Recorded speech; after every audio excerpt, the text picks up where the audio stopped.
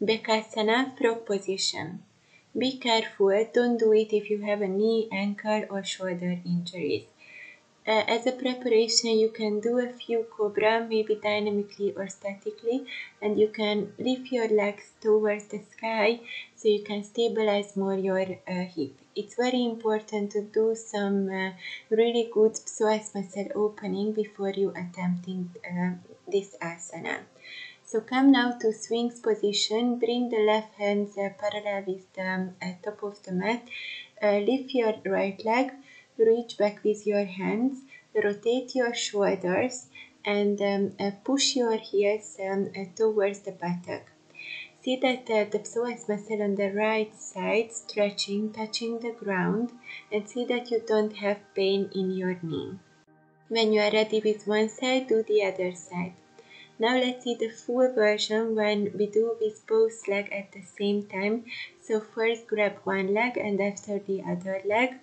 Rotate your shoulders and feel as you engage the bundles through the body. Try to lift your sternum and bring the upper arm closer to each other. And see that there is a great stability in your core muscles and in the pelvic area.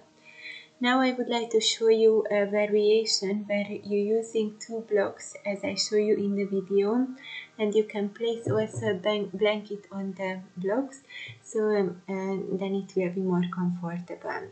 What's important that your pubic bone should be grounding on your mat, and try to do a back bend, meantime lifting both legs and stabilizing your pelvic floor area and the tight bones.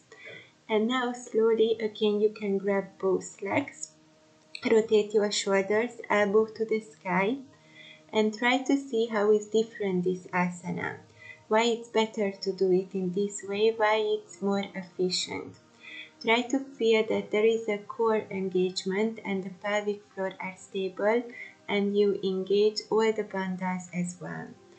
And after this asana, it's always good to make some lower back stretching in child pose or downward upward facing dog or vinyasa.